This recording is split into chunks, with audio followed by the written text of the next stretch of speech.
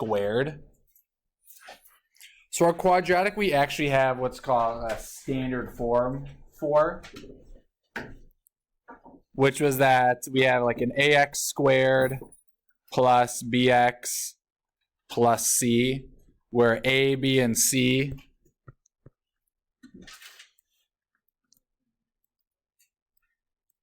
they're all just different numbers.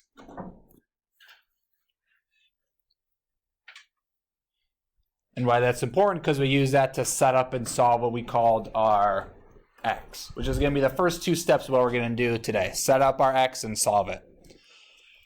So the x, if you forgot, an x looks like this. And what we do here, we use this standard form, which all the examples are in standard form. And on the top, we put the product of a times c. So put a times c on the top. And on the bottom, we put the number b, whatever b is. And what we did before break is we filled in the two spaces on the side with two different numbers. So we'd have a number go here and a number go here. They weren't just any two numbers, they were specific. We chose the two numbers so that when we summed them together or we added them, it would equal the number b, whatever b is. And when we would multiply our two numbers on the side, it would get us to whatever a times c is. So that was kind of just steps 1 and 2, setting up and solving the x. Step 3 is our new step. We'll do what's called splitting the middle term, or split our b term up into two terms using the two numbers that we got from setting up our x.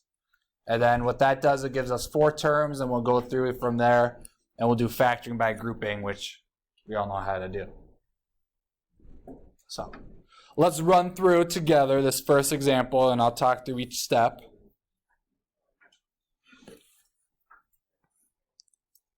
So first step, it said set up the x. Well, setting it up will look like this. Again, it helps you to label your terms. I encourage you to do that. Your a term would be 1. Your b term would be 10. And your c term would be 16. So at the top of our x, we put a times c, or 1 times 16, which is just 16. On the bottom, we put 10. Now, on either side, we have to decide, we have to think of two numbers that multiply to 16, but when we add them together, they sum to 10. So that's where the factor sheets will come in handy. So if you don't have one at your table, and you want to use one during work time, they're over here next to the bin. There's plenty. Everyone could have their own if you wanted.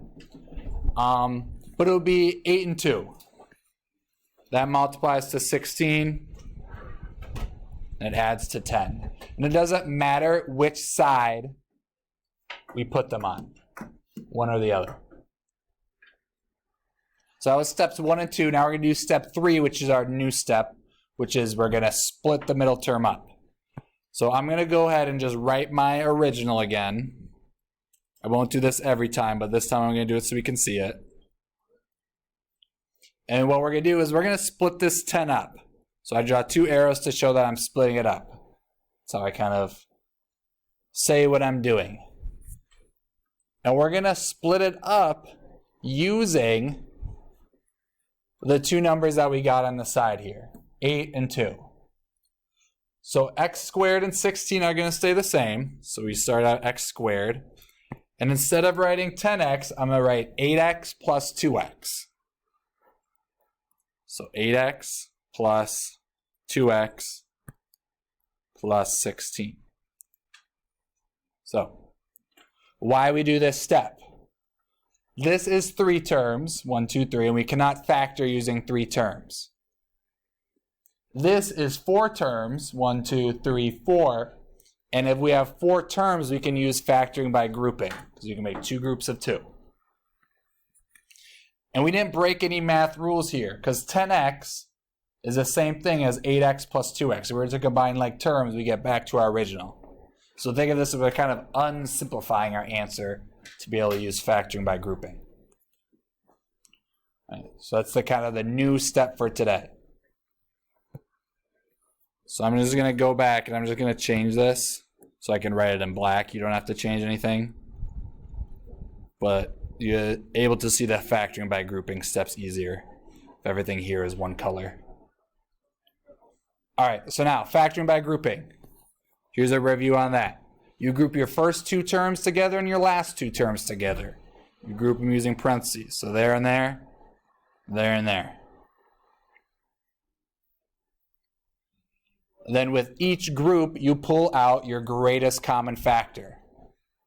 So your greatest common factor is going to be a monomial, so something that's one term. It's going to include the greatest common factor of your numbers and the lowest degree variable that you can pull out. Pull out and factors are kind of synonymous. If I say pull out, I'm just saying factor. So I can factor out from my first group, I can factor out an x. Because this is a 1. Greatest common factor of 1 and 8 is 1. The greatest common factor of x squared and x is just an x. Take out an x. And my second parentheses, between 2x and 16, my greatest common factor would be 2. So you can take a 2 out of both of them.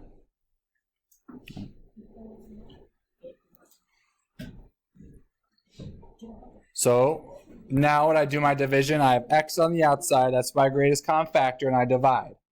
X squared divided by x, I'm left with 1x. 8x divided by x, I'm left with an 8. Now I'm looking for, when I divide my second group, I should get one that matches. I should get another x plus 8 out. So I factor out a 2. So I write plus 2. 2x divided by 2 is x. 16 divided by 2 is 8. So I have plus 8. And that's good. They match. So then we kind of regroup it one more time. This x plus 8 just becomes one of them. And then we group together our two numbers in red, or our two GCFs. So then this is our final answer. X plus 8 times x plus 2.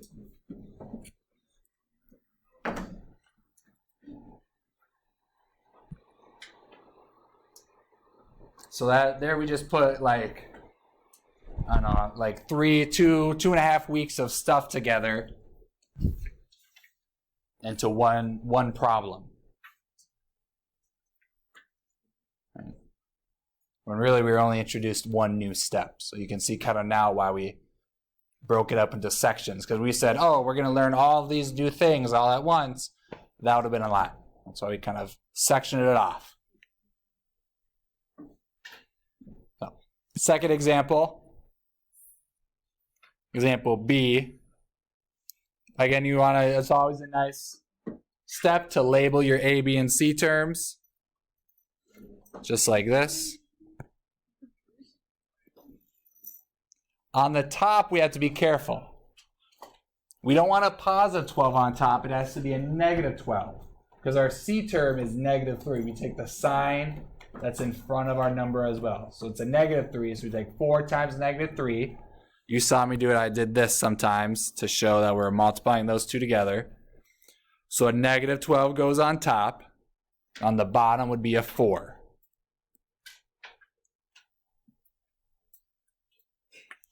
So now we need two numbers that when we multiply them, it gets to negative 12. When we add them together, it gets to 4. So if your top number is negative, that means at least one number on your side has to be negative. So think about ways I can multiply to 12. I could do 1 and 12, 4 and 3, or 6 and 2. Well, 6 and 2, if I make one of them negative, that can give you a difference of 4. If I have a 6 and a negative 2, or a negative 2 and a 6, it'll work out. So I'm going to put negative 2, positive 6, because when I multiply negative times a positive, I get a negative.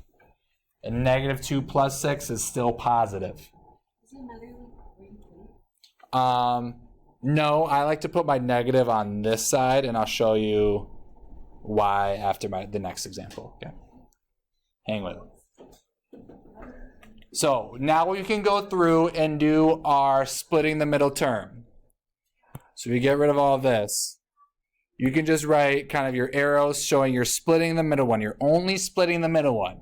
Everything else stays the same. So I put a 4x squared in the front because that just drops down.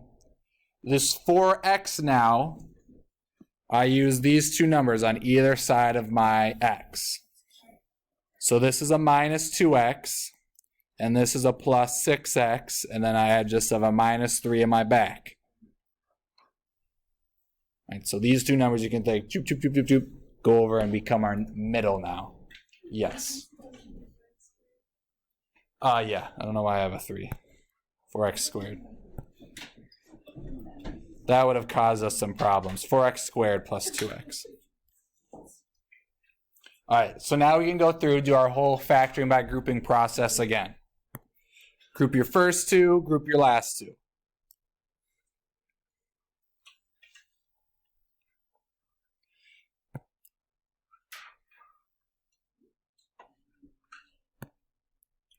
On your own, while I take attendance here really quick, go through, find your greatest common factor of both groups, and divide out. So get to your next step. If you want to finish the problem all the way, you can do it. And then we'll come back and check. All right, so give yourself like a minute or so to work independently while I do attendance. All right, so from the first parentheses, you should have pulled out a 2x. And your second parentheses, you should have pulled out or factored out a 3.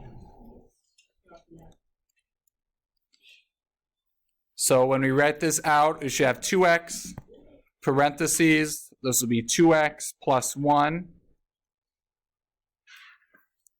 And this will be a plus 3. And then this should match, and it does, because 6x divided by 3 is 2x. Negative 3 divided by 3 is, what did I do here? Oh, I didn't write a minus 2 here. That's why it's goofing us up. This would be a minus 2. 4x squared minus 2x. So then this has to be a minus 1, not a plus 1. That's why it didn't match.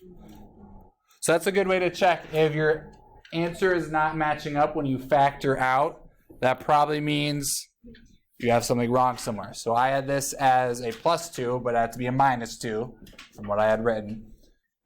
So I have negative 2 divided by 2. This is a minus 1, which is negative 3 divided by 3. We minus 1 as well. So now they match. That's good. And then lastly, we group everything back together for our final answer. 2x plus 3. Final answer.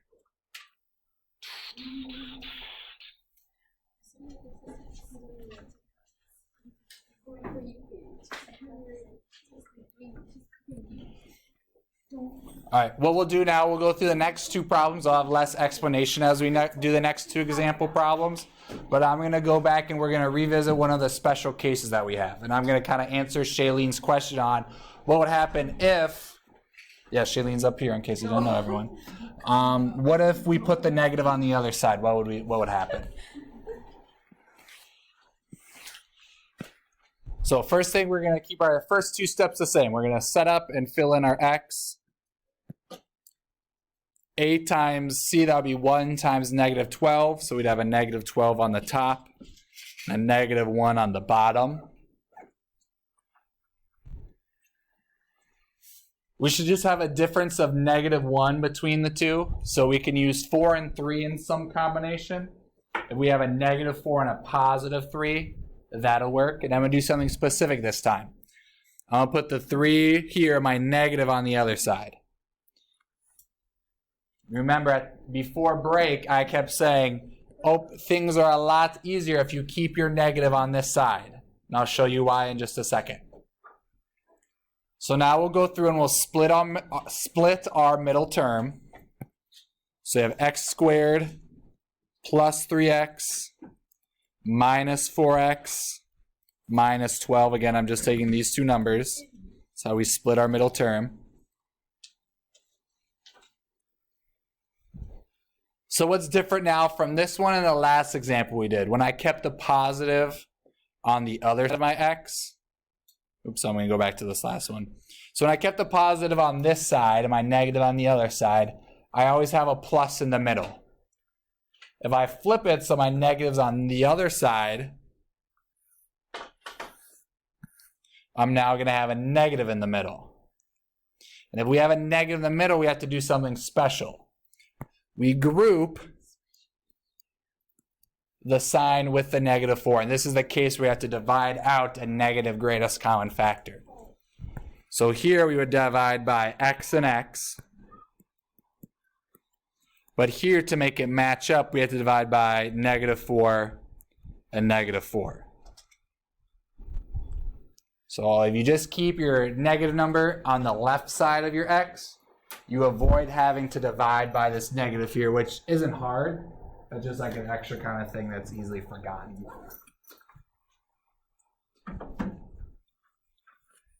But if they're both negative, well, then you're kind of screwed. You got to do it that way.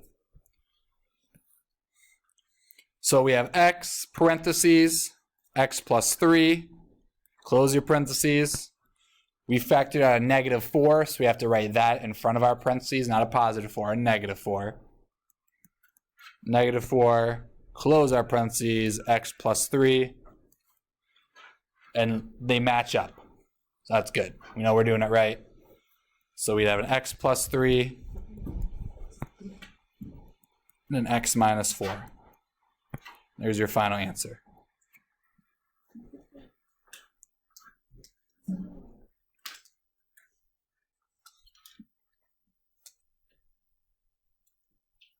All right.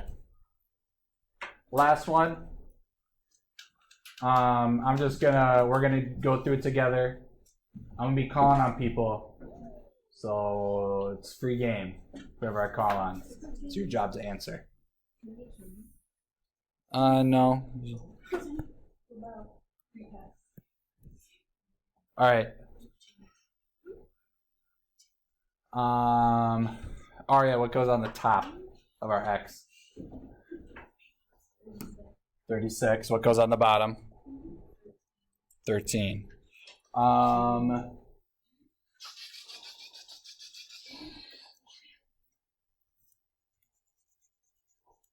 Who can tell me what goes in on either side of the x? What two numbers do I fill in? Then multiply to 36, add to 13. 4, 9. Which side do you want the 4 on? Which side do you want the 9 on? Or does it not matter? Especially since they're both positive, it makes it easy. So we write it out, 3x squared plus 9x plus 4x. If you even want to try to do it the other way, like flip it the opposite way that I'm doing and see if it still works out. It's kind of interesting. It's kind of like a mirror of what I'm doing. And then plus 12. Group and group.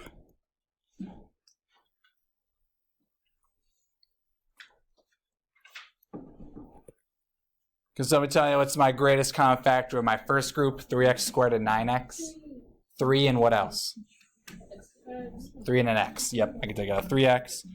What about my other group, 4x and 12? What can I take out? Not an x this time, because this one doesn't have an x. So just a 4. 2 half right answers makes 1 right answer. So we factored out 3x, parentheses, x plus 3. Making sure it matches up. We have a plus 4. X plus 3, it matches, we're good. And write our final answer out. X plus 3, 3x plus 4. There's your final answer. Right. This next piece, I just want to show this really quick. Don't laugh at me. To set up, to kind of show a way to check your work on this and kind of will pull up some interesting things. These two are being multiplied together, right? Everybody agree with me? They're being multiplied together. Do you remember what process we use if we're going to multiply these two things together? What's it called? So as the B rhymes with ox. We use the box method if we wanted to check this. So I could multiply these two together using our box method. And something cool will happen. Remember our box method, we put our first parenthesis on the top and our second one on the side. And if we were to multiply into our box, this would be 3x squared, 9x, 4x, and 12. And now you can kind of see these two are actually the exact same. We have 3x squared, 9x, 9x, 4x, 4x, 12, and 12. So as to combine my like terms in this case as well, we get back to our original.